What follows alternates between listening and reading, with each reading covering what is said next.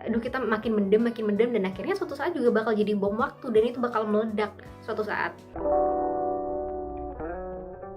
Halo semuanya, kenalin aku Elin Anjani dan hari ini sesuai sama judul video kali ini aku bakal bahas dan review soal film Nanti Kita Cerita Tentang Hari Ini atau NKCTHI. Jadi film ini sebenarnya adopsi dari sebuah novel yang judulnya juga sama, karya Marcella FP. Nah, film ini sukses parah di awal tahun 2020 karena berhasil mencapai angka ditonton sebanyak 4 juta kali. Dan aku termasuk di 4 juta itu. Kalau kalian termasuk, boleh dong komen-komen di bawah gimana sih pendapat kalian soal film ini. Tapi kalau misalkan ada yang belum nonton, tenang aja karena nanti di akhir video aku bakal kasih tau kalian bisa nonton film ini lewat apa, oke? Nah, jadi film ini adalah tentang film keluarga yang dimana keluarga itu ada ayah, ada ibu, dan 3 orang anak. Nah, si anak pertama namanya Angkasa dan ini diperankan oleh Rio Dewanto. Terus anak kedua, anak tengah namanya Aurora dan diperankan oleh Sheila Dara. Nah, anak bungsu namanya Awan dan diperankan oleh Rachel Amanda. Nah, jadi di film ini sebenarnya intinya adalah mengungkap rahasia yang ada di keluarga itu karena sesuai banget sama tagline dari film ini yaitu setiap keluarga punya rahasia. Karena emang kenyataannya setiap keluarga pasti punya rahasia, baik yang ditutupin oleh keluarga itu ke orang lain atau yang ditutupin dari keluarga itu ke anggota keluarganya sendiri. Tapi kali ini aku nggak bakal bahas soal rahasia apa itu, aku bakal kayak lebih bahas ke karakter dari masing-masing tokohnya. Nah, yang pertama aku bakal bahas soal karakter si ayah. Jadi di sini ayah punya ambisi kayak pengen banget ngebahagiain keluarganya dan gak pengen ada satupun kesedihan di keluarga ini. Dan tapi sayangnya dia sampai-sampai nggak sadar bahwa keinginannya dia untuk membahagiain keluarganya, ngebahagiain anak-anaknya justru berubah menjadi sifat overprotective. Dan akhirnya itu dirasain juga sama si sulung, anak tengah, dan si bungsu. Yang pertama ini si sulung ya, si Angkasa. Si Angkasa ini dari kecil selalu ditanamin buat jagain adik-adiknya. Dan sampai dia remaja, sampai dia dewasa juga tetap ngelakuin hal yang sama. Awalnya sih dia nurut-nurut aja, masih kecil dia nurut-nurut aja, tapi akhirnya semakin dia besar, dia sadar akhirnya urusannya nggak cuma soal jagain adik-adik, dia juga punya urusan soal pekerjaan, soal pendidikan, soal asmara, mungkin soal pacarnya. Dia juga nggak bisa selalu jagain adiknya kayak 24 jam dalam sehari, itu kan nggak bisa. Tapi sayangnya kayak setiap ada permasalahan apapun soal adiknya yang disalahin pasti Angkasa. Itu dia negatifnya dari si ayah ini menurutku. Dan setiap Angkasa mulai kayak coba nyampein pendapatnya dia dan keberatannya dia soal tanggung jawab yang dikasih ke dia sebagai seorang anak sulung, si ayah kayak pasti nolak mentah-mentah padahal kayak belum coba buat diskusiin soal apa itu pendapat dia, kayak selalu ditentang habis-habisan sama si ayah ini. Jadi kayak ngebuat si Angkasa lebih baik buat mendem semua perasaan apapun itu dan dia kayak merasa lebih baik diam daripada ngomong, karena kalau ngomong ujung-ujungnya dimarah. Dan gak cuma itu, di sini si bungsu juga ngerasain hal yang sama. Dia si Awan ini kayak diperlakukan terlalu berlebihan.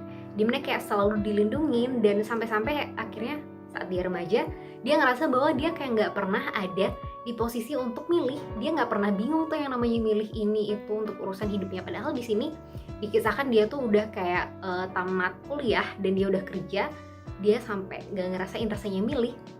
Itu karena setiap urusan di keluarganya dia kayak dari hal kecil deh, mulai kayak buat PR sampai akhirnya urusan pekerjaan itu dicampuri sama orang tuanya dan orang tuanya lebih dominan daripada dia. Jadi dia sama sekali nggak pernah ngerasa kesusahan, nggak pernah ngerasa bimbang, nggak pernah ngerasa galau karena hal-hal yang menyangkut hidupnya dia sendiri. Dan ini juga menurutku hal yang negatif karena dia sama sekali nggak pernah ngikutin kata hatinya dan untungnya dia tersadar waktu dia remaja. Tapi ya balik lagi, si ayah selalu ngehalang-halangin dia untuk ikutin kata hatinya dan untuk berubah jadi remaja yang sesungguhnya. Maksudnya yang kayak, ya tau kan remaja gaya hidupnya kayak pengen temenan lah, pengen keluar kesana kesini dan ayahnya selalu ngelarang karena sifat overprotective-nya dia tadi. Dan aku yakin ini gak cuma dialami sama Awan dan Angkasa di film ini karena aku pribadi bahkan banyak orang di review film ini bilang kalau dia ngerasa kayak jadi Awan, jadi Angkasa atau jadi Aurora. Jadi sebenarnya walaupun keinginan orang tua kita itu baik, pengen keluarganya selalu bahagia, pengen anak-anaknya ada dalam hidup yang tentram dan terjamin, ternyata cara-caranya kadang-kadang salah. Dan itu nggak terjadi di 1 atau 2 keluarga, di banyak banget keluarga. Dan hal ini sebenarnya secara nggak langsung udah ngelanggar HAM. Serem banget ya ngomongin ngelanggar HAM, tapi ya dari hal kecil deh, dari perintilan-perintilan itu ternyata berbuah ke pelanggaran HAM. Karena kayak ketika kita dilarang untuk berpendapat, kayak pendapat kita nggak pernah didengerin, pilihan kita nggak pernah dipertimbangin, itu kayak udah termasuk bikin kita stres kan, karena kayak aduh kita makin mendem, dan akhirnya suatu saat juga bakal jadi bom waktu, dan itu bakal meledak suatu saat. Itu yang bahaya. Nah, jadi udah ada juga di pasal 28E ayat 2 yang menyatakan bahwa setiap orang itu berhak atas kebebasan meyakini kepercayaan, menyatakan pikiran dan sikap sesuai dengan hati nuraninya, yang juga itu adalah bagian dari HAM. Jadi sebenarnya hal-hal kayak gitu tuh nggak boleh disepelein sama orang tua, dan itu akan berpengaruh banget ke psikis anaknya. Kayak dari pengalamanku nih, aku punya teman-teman yang emang ada di situasi keluarga dan di orang tua yang ngebesarin dia dengan cara yang lumayan kasar, bisa dibilang kayak selalu ngebentak, dan itu akhirnya ngebentuk dia jadi orang yang seperti itu juga tanpa dia sadar. Dia juga keras ke teman-temannya yang lain, dia juga keras ke dirinya dia sendiri, padahal dia benci hal itu. Itu adalah efek samping, efek samping kayak dampak buruk dari hal yang dilakuin si orang tua ini dengan pola asuh yang keras, yang bisa dibilang diktator atau apapun itu, pokoknya semua sesuai dengan keinginannya dia. Dia nggak coba buat dengerin apa itu pendapat dari anak-anaknya, dan dari sinilah kemudian berbuah ke hal-hal yang makin besar lagi. Dan justru awalnya keinginan bikin keluarganya bahagia, bikin anak-anaknya bahagia dan terjamin, malah anak-anaknya sama sekali nggak ngerasain kebahagiaan, dia malah mumet, dia malah bisa-bisa sampai benci orang tuanya. Itu kayak fatal banget sih menurutku. Karena pola asuh itu sangat penting ya menurutku sebagai perspektifku jadi anak. Karena di sini hal-hal yang aku lalui di masa lalu, gimana cara orang tuaku ngedidik aku di masa lalu tuh benar-benar ngebentuk aku yang sekarang. Dan apapun yang kita laluin sekarang itu bakal ngebentuk kita di masa depan. Dan itu adalah salah satu contoh ya. Dan contoh lainnya tuh kayak misalkan waktu ada yang kerjaan ini, biasanya sering banget sih aku temuin di internet atau di media sosial. Ada yang pengen banget jadi entrepreneur, tapi si orang tua nyuruh dia jadi PNS. Sebenarnya keinginan orang tua itu bagus, dia pengen banget anaknya hidupnya terjamin karena PNS kan dapat pensiunan ya.